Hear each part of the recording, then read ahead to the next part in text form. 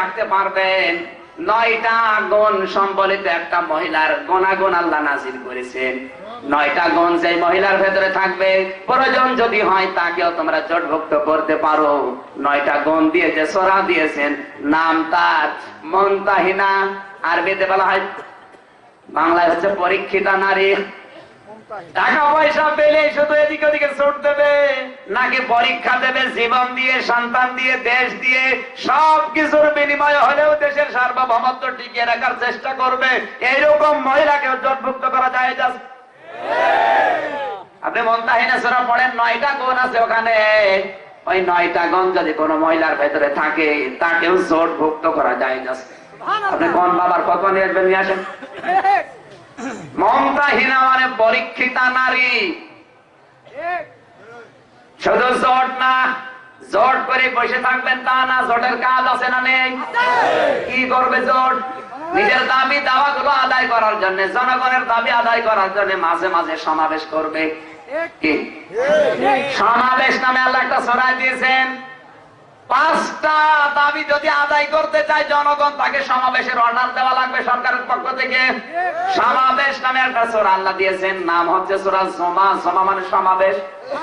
কথা বলছেন না? আমরা মনে করি জুমা মানে জুমার নামাজ না।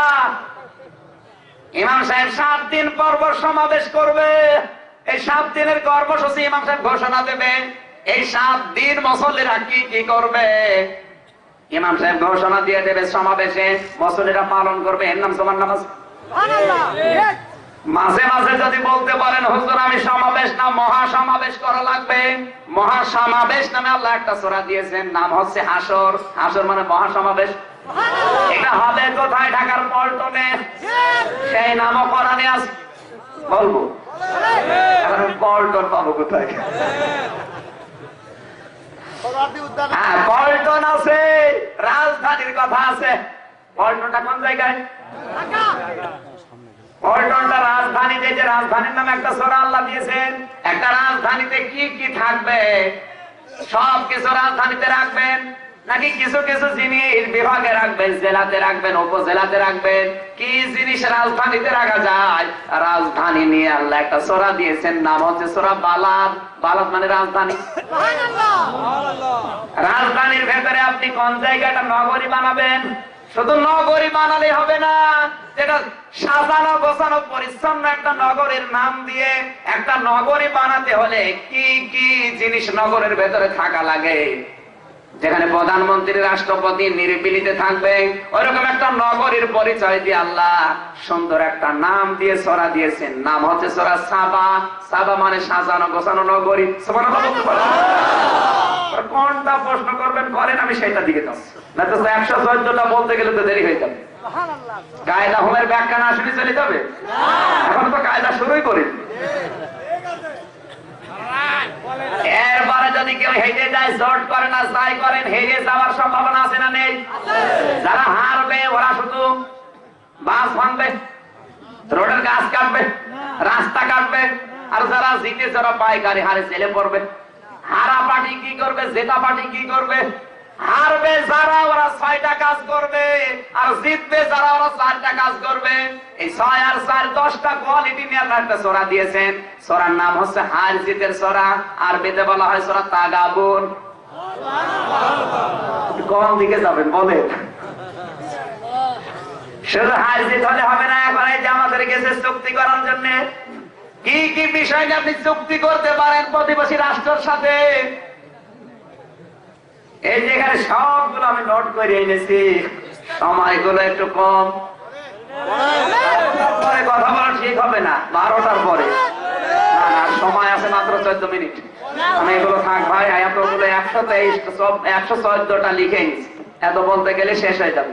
আমি শুধু থিওরি গুলো বললাম কয়েকটা, বাকিগুলো আপনারা একটু দেখে নেবেন। তাফসিরে মনিরের ভেতরে পাবেন। মনির তাফসিরে মনির, আর কয়েকটা বলতে গেলে কিন্তু সূরা শেষ হয়ে যাবে। এখনো মেয়েদের বিষয়ে কথা বলার জন্য অনেকগুলো আয়াত আছে।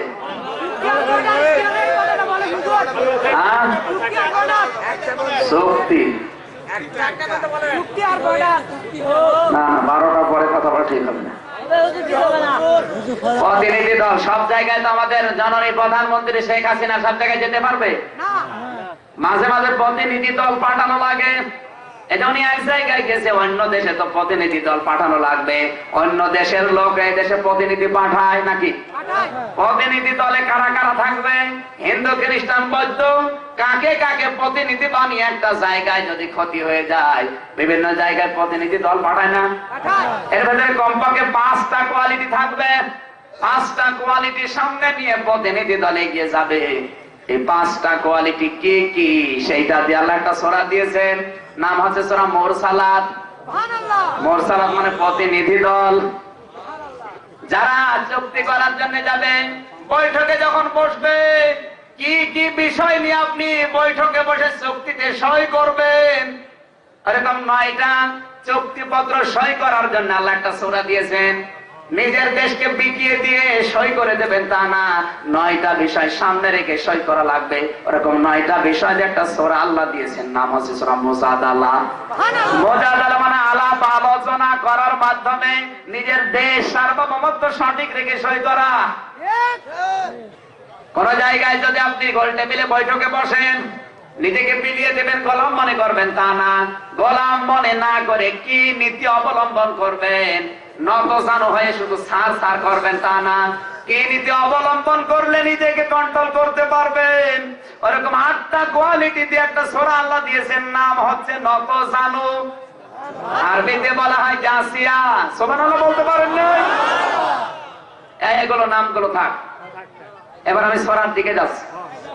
নবীজি কঠিন বাস্তবতায় তিন জেলখানা থেকে বের হয়েছেন। পরের দিন আল্লাহ সূরা ফিল নাযিল করে নবীকে সান্ত্বনা দিচ্ছেন, হে নবী, আপনি তো জেলখানায় ছিলেন 1 দিন 2 দিন না, 3টা বছর। কয় বছর? 3টা বছর আপনি জেলখানায় ছিলেন। আবু জেহেল তড়ি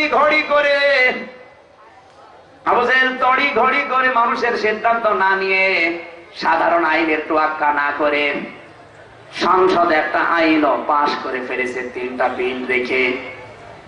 বাংলাদেশে যেখানে আইন তৈরি হয় নাম তার সংসদ ভবন, ভারতে যেখানে আইন পাশ হয় সেখানে নাম হচ্ছে লোকসভা, আমেরিকায় যেখানে আইন পাশ হয় ওই জায়গার নাম হচ্ছে হোয়াইট হাউস। যেহেতু সরকারে ছিল, ওরও একটা সংসদ ভবন ছিল, নাম তার দারুন নাদওয়া। নাম কি বলেন? সাধারণ আইনের তোয়াক্কা না করে তাড়াতাড়ি একটা বিষয় করে ফেলেছে। 3টা আইনও পাশ করেছে নবীজির বিরুদ্ধে। আল্লাহ রাব্বুল আলামিন বলেন, হে নবী, আপনি তো এই ষড়যন্ত্র জানতেন না। ওয়াইদিয়াম কুরবিকাল্লাযিনা কাফারু ইউসবিতুকা ওয়া ইয়াকতুলুকা আও ইউখরিজুকা ওয়া ইয়ামকুরুনা ওয়া ইয়ামকুরুল্লাহ আল্লাহু খায়রুল মাকিরিন। আর একটু সময় দেওয়া যাবে না? এটা বোঝা লাগবে ভাই, আপনি এসেছেন কোন কারণে? একটু কান লাগান, এই জায়গায় শিক্ষা বের হবে। আমি শুধু বলার জন্য বলছি তা না। নবীজিকে আল্লাহ জানিয়েছেন, হে নবী, আবু জেহেল তাড়াতাড়ি করে 3টা আইন পাশ করে ফেলেছে। 1 নাম্বার আপনাকে হত্যা করবে, 1 নাম্বার আপনি আপনাকে বন্দী করে রাখবে, 2 নাম্বারে যদি বন্দী করে রাখতে না পারে যে কোনো কায়দায় আপনাকে দেশ থেকে তাড়িয়ে দেবে। এটাও যদি সম্ভব করতে না পারে তাহলে আপনাকে ফাঁসি দিয়ে দেবে। আবু জেহেল 3টা ষড়যন্ত্র করবে আর আল্লাহ কিছু করবে না? বলেন। আল্লাহ পাক বলেন, ইয়ামকুরুনা ওয়া ইয়ামকুরুল্লাহ।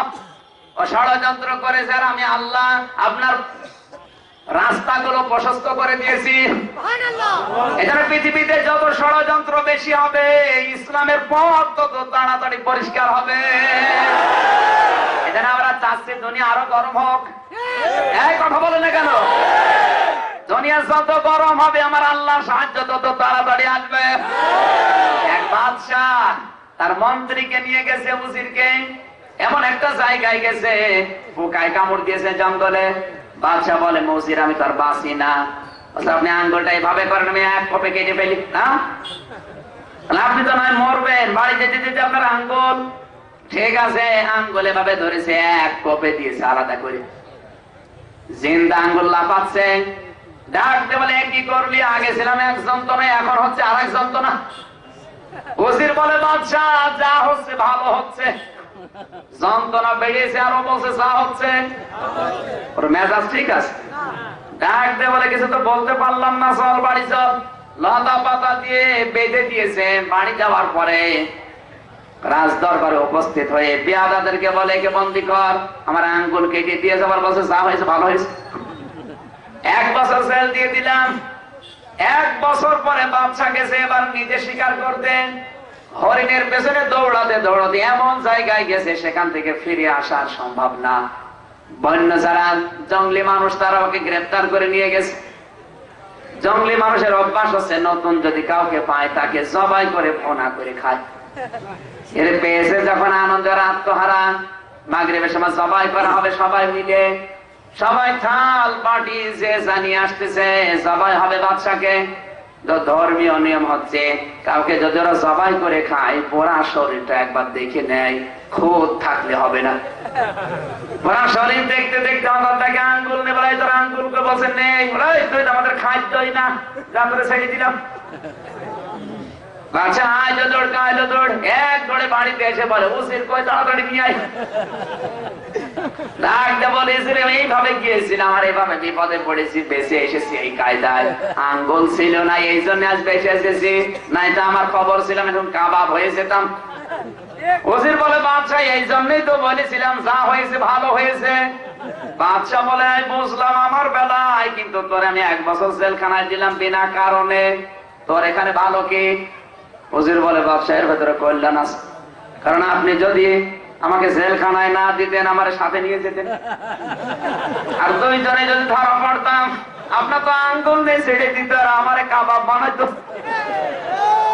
এই জন্য বলছি যা হয়েছে বলেন আজ যে অত্যাচার জুলুম নির্যাতন চলছে যা হচ্ছে ভালো হচ্ছে। এর দ্বারা বাংলাদেশে কয়টা নাস্তিক আছে সেটা প্রকাশ হয়ে যাচ্ছে। এর দ্বারা মাঝামাঝি কারা এই বাংলাদেশে দাড়ি টুপি নিয়ে নাস্তিক দালাল, নাস্তিক বেঈমানদের দালালি করছে এটাও প্রকাশ হয়ে যাচ্ছে। এর পাশাপাশি কারা জীবন দিয়ে ইসলাম পালন করার জন্য চেষ্টা আছে সেটাও প্রকাশ হয়ে যাচ্ছে। যা হচ্ছে আরো জোরে বলেন, আপনি উল্টা পাল্টা বুঝবেন না। আল্লাহর খেলা। আচ্ছা হঠাৎ করে আল্লাহ দুনিয়া গরম করে দেবে, আল্লাহ দায় পড়েছে বলেন? কেন গরম করেছে বলবো, মন খারাপ করবেন।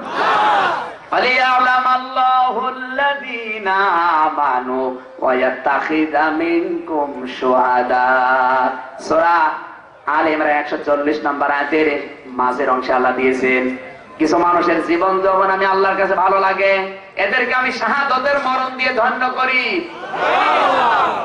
এই যে মুরব্বী বসে আছে উনি যদি ঈমান নিয়ে মারা যায় কবরে থাকবে কিন্তু ঘুমিয়ে থাকবে, কিন্তু উনি যদি শহীদের মরণ পায় কবরে থাকবে আল্লাহ রিজিক দেবে।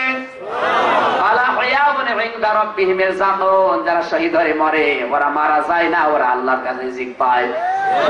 বাংলাদেশ এই 42-43 বছর পরে গরম হয়ে যে মানুষগুলো শাহাদাতের মরণ পাচ্ছে ওরা তো এমনিতে ঈমান নিয়ে মারা গেলে ঘুমিয়ে থাকতো, শহীদ হয়ে মরছে ওরা মরে না, ওরা জিন্দা।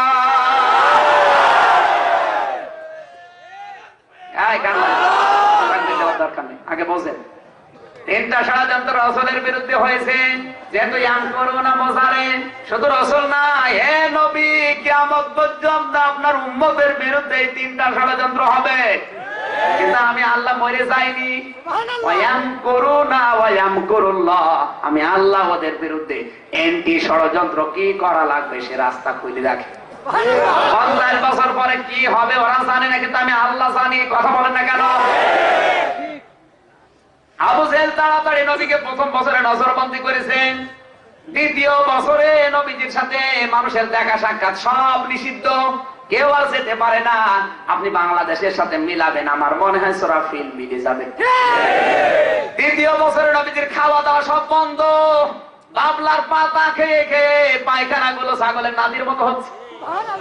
এত কষ্ট শুধু নবীকে না, বিশ্ব নবীর সাথে 53 জন মানুষ, 42 জন পুরুষ আর 11 জন মহিলা, ছোট ছোট কয়েকটা বাচ্চাও আছে। নবীর আপন চাচা আবু তালিব আছে, খাদিজাতুল কুবরা আছে, হযরতে আবু বকর, ওসমান, তালহা, জুবাইরের আছে। আজকে রাতে 3 বছর পার হয়ে গেল।